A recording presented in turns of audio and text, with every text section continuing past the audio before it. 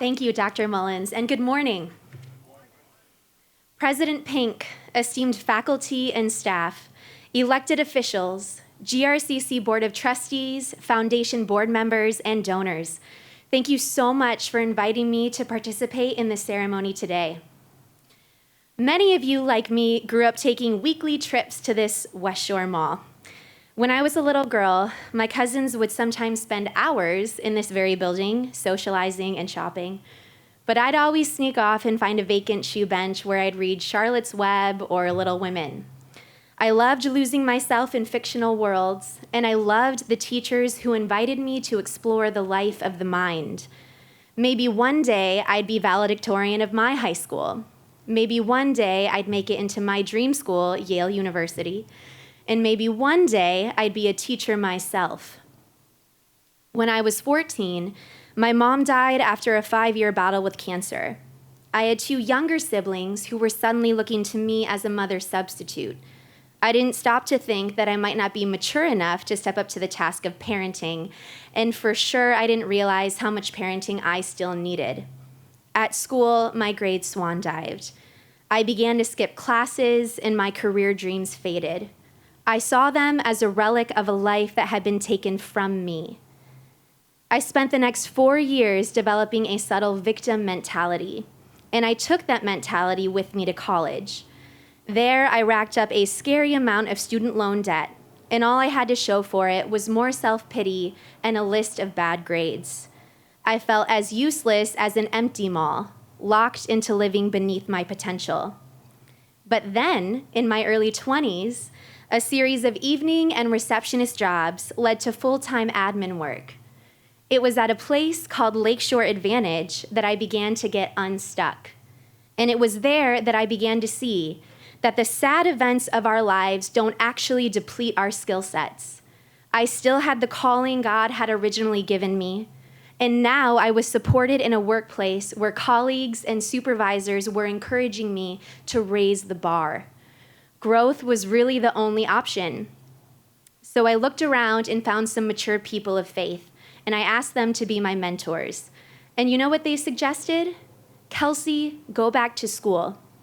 They showed me how to stick to a budget, so I paid off my remaining student loans and decided to cash flow my way through college going forward. Let me tell you, when you're paying out cash for every unit and every exam, you cherish that education even more. So I tried again, 1 class at a time, 1 semester at a time. It was slow and gradual at first. But today, what were once failures and incompletes are now A's. Each class taught me confidence.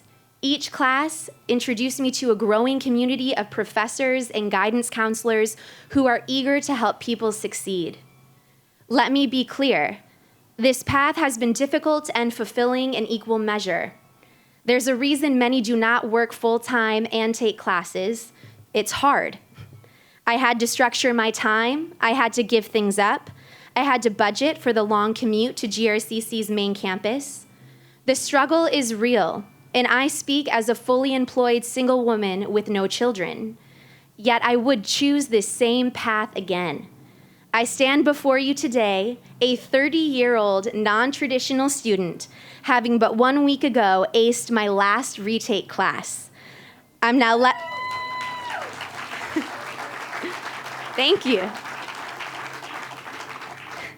I'm now less than a year away from graduating with my first college degree in pre-English literature. Thank you. As I look at this new Lakeshore campus, I see opportunity for Ottawa County students like me to drive 10 rather than 35 minutes to class.